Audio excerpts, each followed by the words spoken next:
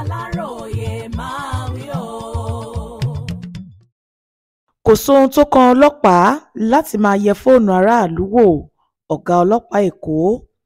Ní báyìí ọ̀gá àgbà iléeṣẹ́ ọlọ́pàá ìpínlẹ̀ Èkó CP Moshood Jimoh ti ṣe ìkìlọ̀ pàtàkì fáwọn ọmọọṣẹ́ rẹ̀ gbogbo nípìnlẹ̀ náà, pàápàá jùlọ àwọn ọlọ́pàá tí wọ́n ń dúnkòokò mọ́ àwọn ará ìlú, àwọn tí wọ́n fìyà àìnídìí jẹ àwọn aláìṣẹ̀, àtàwọn tí wọ́n fipá gba fóònù lọ́wọ́ àwọn ọ̀dọ́ láti yẹ ohun tó wà nínú rẹ̀ wò, wípé kí wọ́n lọ jáwọ́ nínú ìwà pálapàla bẹ́ẹ̀. Bí bẹ́ẹ̀ kọ́, wọ́n á jiyàn wọn níṣu ni. Ó ní ọ̀gá àgbà ọlọ́pàá pátápátá lórílẹ̀‐èdè yìí IG Káyọ̀dé Ẹgbẹ́tókùn ti fajúro gidi sí àwọn ìwà pálapàla bẹ́ẹ̀ láàrin àwọn ọlọ́pàá orílẹ̀‐èdè yìí. Àìpẹ́ yìí ni kọmíṣánná ọlọ́pàá ìpínlẹ̀ Èkó sọ̀rọ̀ ọ̀hún di mímọ̀ níbi ìpàdé pàtàkì kan tó wáyé láàrin òun àtàwọn lọ́gàálọ́gàá lẹ́nu iṣẹ́ ọlọ́pàá nípìnlẹ̀ náà.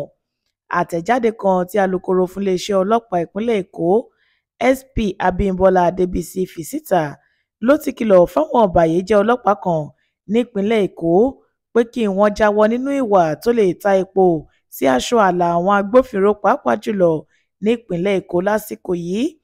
CP Jimoh ní ojúṣe àwọn ọlọ́pàá ní láti tẹ̀lé ìlànà òfin tó rọ̀ mọ́ iṣẹ́ wọn nígbà gbogbo. Ó ní kí wọ́n yẹra fún ìwà tó lè ba orúkọ dáadáa iléeṣẹ́ ọlọ́pàá ìpínlẹ̀ Èkó jẹ́, kí wọ́n sì máa hùwà ọmọlúàbí nígbà gbogbo. Àtẹ̀jáde kan tí wọ́n fi síta ni wọ́n ti ṣàlàyé báyìí pé àwọn ọlọ́pàá ìpínlẹ̀ Èkó gbọ́dọ̀ máa wo àwọn ìwà tó jẹ́ ti ọmọlúàbí láàrin ìlú nígbà gbogbo. Kì í ṣe ohun tó dáa káwọn ọlọ́pàá máa hùwà tí kò dáa láàrin ìlú, kí wọ́n máa fìyà jẹ àwọn ará ìlú láì nídìí. Ju gbogbo rẹ̀ lọ, àwọn ọlọ́pàá kò gbọ́dọ̀ máa dá àwọn ará ìlú dúró lójú ọ̀nà láti máa yẹ fóònù wọn wò. Àwọn ìwà ìbàjẹ́ náà kò bá òfin mu rárá. Kò sóhun kan tó kan ọlọ́pàá pẹ̀lú fóònù àwọn ará ìlú.